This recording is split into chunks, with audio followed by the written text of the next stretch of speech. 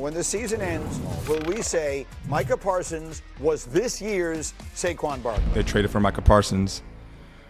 How'd you find out? How'd you feel about it? I got a group chat with like Jameer, Demo, Craig, a lot of the running backs, and they're like, What's it going to be like on September 28th? The worst. It's going to be weird. It's going to be conflicting, and I hope he is not in the backfield in 2 seconds. Dead ass.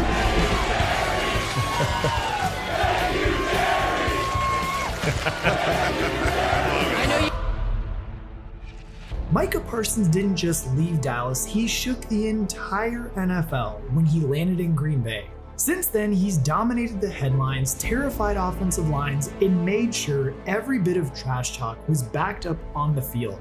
But you don't have to take my word for it. From Hall of Famers to Super Bowl champions, NFL legends are lining up to explain exactly why Micah Parsons might be the most terrifying player to ever play in the NFL.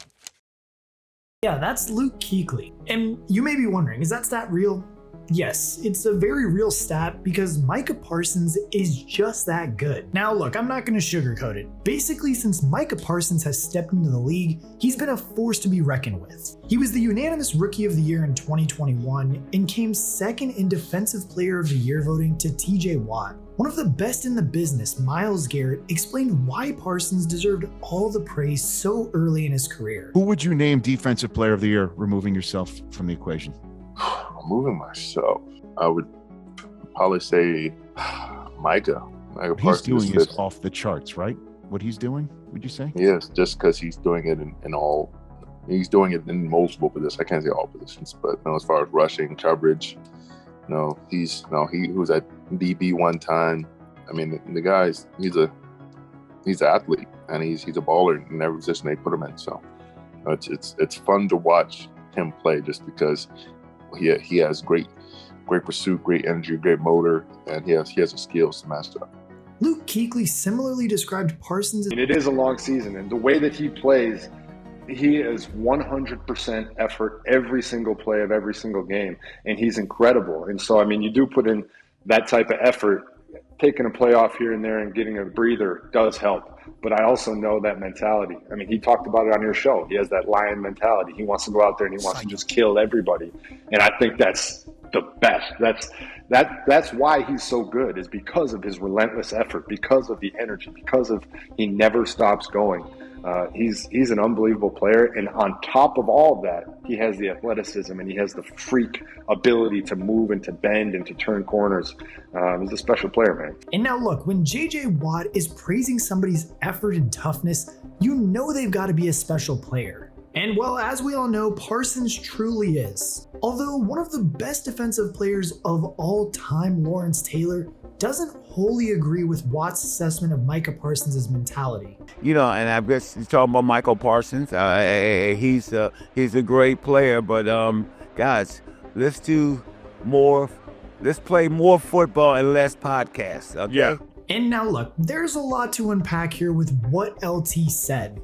For him to say that somebody's even as great of a player as Micah is, that's about as enthusiastic as we'll really ever see Lawrence Taylor speak about another player. But it's also no secret that Micah is an absolute menace in the media. The guy is everywhere, doing draft previews and even trolling opponents. But I would argue his media personality is what makes him even scarier. Parsons is savvy enough to use it as leverage in contract negotiations and play mind games with his adversaries, all while offering fans unique insight into one of the greatest players of his generation. This facet of his personality was on full display during the 2025 offseason throughout his back and forth with the Cowboys about his future with the organization. While Micah was holding in for a new deal, some of the greatest players around the league were singing his praises. Man, when you think about that guy, it's just the get off, it's the speed. Him understanding he has the speed and seeing the counters that he does so effectively and how fast he's able to get to the quarterback. It's definitely one of those things that's not coachable. He got it. And so, it's definitely one of those things I watch on film, and I'm inspired by it, and I like the way he plays the game and approaches the game. One of the most prolific pass rushers in modern NFL history, who is still productive well into his 30s, commends Parsons' approach to the game this is a scary prospect for the rest of the league. Like, imagine Micah terrorizing offenses for the next 10 years. Yeah, that's going to be a pretty rough thought experiment for everyone apart from Packers fans. And like, even speaking about Green Bay, they're already thrilled with the returns that they've gotten for trading for Micah Parsons. According to Cowboys legend DeMarcus Ware, they received the most complete, locked-in version of Parsons the game has ever seen. Talk to Micah Parsons. I mean, he's in a totally different just mindset right now. And I've never seen him as focused as he's been. I mean, I'm talking from a spiritual standpoint, working out, and he's saying I'm ready to lead. I haven't really heard all three of those things from Micah, and I'm pretty excited just to see what's going to happen from now. To be honest with you, I think he's at a point right now where he's changing so many things in his life, and he's maturing. And what I mean by that is maturing spiritually, maturing from a family standpoint, and saying I want to be a better man. And when he starts talking to me like that, I know that now you can be a better captain on the football field to lead those guys too as well. And really what I think the craziest part about what Ware was saying is that this happened all before the trade even happened. Like, Parsons is now joining a roster that is definitely in win now mode, and the fact of the matter that the Packers got the most locked-in version of Micah Parsons just doesn't make it fair for the rest of the NFL. Like, not only are the Packers playoff regulars, but the one piece they were missing was a truly devastating pass rusher. In the wake of the trade too, one of the greatest coaches in the history of the game, Nick Saban, explained the impact Micah had on games. There's certain guys that affect a game. And, wide receivers can affect a game. Quarterback can affect a game. Great runner can affect a game. But pass rushers, in this day and age of football, when over 60% of the plays in the NFL are passes, and that guy can impact the game, not just in sacks, but how many times do you affect the quarterback? And how much is he worried about you as a rusher? I just think that's the one place on defense that a guy can really make an impact. Like, you could say our whole secondary, we got to cover 5 guys. You got one pass rusher, you don't have to cover anybody, sack the quarterback. And now look, sacking the quarterback is something that Micah has done early and often in Green Bay. And for that exact reason, the Cowboys Hall of Fame quarterback Troy Aikman explained how Micah's loss had an outsized impact on both teams. Well, I said it during our preseason game that the leverage that I felt Micah had with the Cowboys was the simple fact that I didn't think they could win without him. And that's a bold statement, I realize, because players do get hurt, and then to imply that the season is over is not fair to those other guys on the team. But I just think that he is such a disruptive player, and for a defense that had their issues and they're going through some changes, to not have a central figure like Micah Parsons that offenses have to worry about is game changing for an offense coming into play against them. Okay, now I know we all have this one friend that, remember last year, the one friend that hit a 5-leg parlay in week 1 and basically wouldn't shut up about it all season long last year? Well, yeah, this year it's gonna be you. We're gonna make sure that happens. And the way we're gonna do that is with MyBookie. MyBookie makes it stupid easy to get in on the action. College football, NFL, super contest, and even survivor pools. They have all the spreads, player props, and in-game lines you could want all under one roof. And the best part is, if you're new to MyBookie, use our code and any bet you choose up to $500 is fully covered. Like, truthfully, make your play, and if it doesn't hit, you get it right back when you opt in using your bet back bonus token. There truly is no better time to jump in and no better place to play at. Football's back, so let's make some money with MyBookie. And again, thank you to MyBookie for sponsoring today's video, and let's get back into it. Now, from a great quarterback to the greatest quarterback, unlike Aikman. I don't know you anything. You won't do. You hit me too much. I don't know you shit. Like, that's the kind of playful jab that speaks to the respect Brady has for Parsons' game, as he's a force of nature and he knows it. Following his trade to Green Bay too, Brady explained what it would take for Micah to bring the Packers to a Super Bowl. I love Micah. I've been a friend of his since, his rookie game was against me.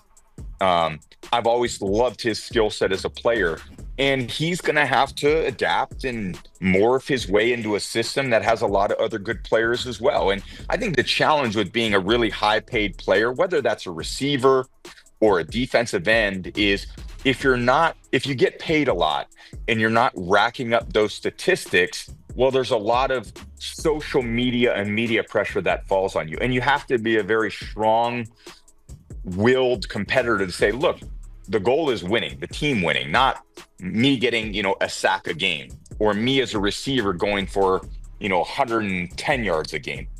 You have to be okay with the team success. Put the contract aside. Are we winning or are we losing? Is our side of the ball having the success that we expect? Obviously, Green Bay, with making this move, they believe this is the move that puts them in contention to win a Super Bowl. Ever since he set foot in Wisconsin, though, Parsons has appeared to heed the GOAT's advice. He's constantly complimenting his new teammates, the culture Matt LaFleur's already built, and the responsibility that comes with maintaining the Packers' legacy. As we all know, the last coach to win a championship with them, Mike McCarthy, knows Micah extremely well. On the Pat McAfee show, he spoke on that energy that Parsons brought during his debut at Lambeau too. But is there a buzz in Green Bay like, hey, maybe this is a year the Packers can go on a run? Oh, definitely. No, there's definitely a big buzz. I mean, everywhere I know I go, that's probably the first or second question is, how's Micah doing? And, how's he going to be here? He's like a caged lion. McCarthy Super Bowl winning Packers side 2 Clay Matthews spoke on what made Micah such a special player and why he was the missing piece for the 2025 Packers. I truly believe, obviously he's athletic. He's got the measurables. He can run fast, but man, you saw that sack. And the thing that stood out to me was just the effort and hustle. I'm not very active on social. Lucas Van Ness and Rashawn Gary, who had a sack and a half yesterday, 8 tackles, I'm sure some TFLs in there. They're going to be the beneficiaries of it. DBs as well, linebackers. So I think he just takes that defense, which is already a top 10 defense, to the next level. But as we all know, to be the best in the NFC, you have to beat the best in the NFC. And as we all know, the Philadelphia Eagles are going to be that standard that the Packers are constantly going to be compared to. Who's the best, and what makes him the best? Vaughn, Micah. I say Micah. Micah took another step this year. He's been great, but he's even better. He did. Yeah. Slippery. 4-time All-Pro right tackle Lane Johnson, who had to handle Parsons one-on-one on plenty of occasions, doubled down after Philly's season-opening win over a Micah-less Cowboys team. Let's address the opposite elephant in the room. How much easier was it going against the Cowboys without Micah Parsons? It's like, do you want the Jaguar to get into the village? Hey, no.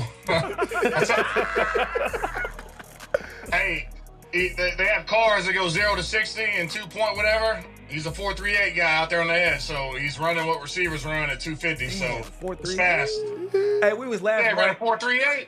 And yes, while Johnson may not have to face him quite as often anymore, both the Eagles and Packers are top dogs in the NFC, meaning we can anticipate plenty more duels between the two going forward. Because now Micah Parsons chases his first Super Bowl ring on a quest to write a new chapter in the history of one of the game's most storied franchises.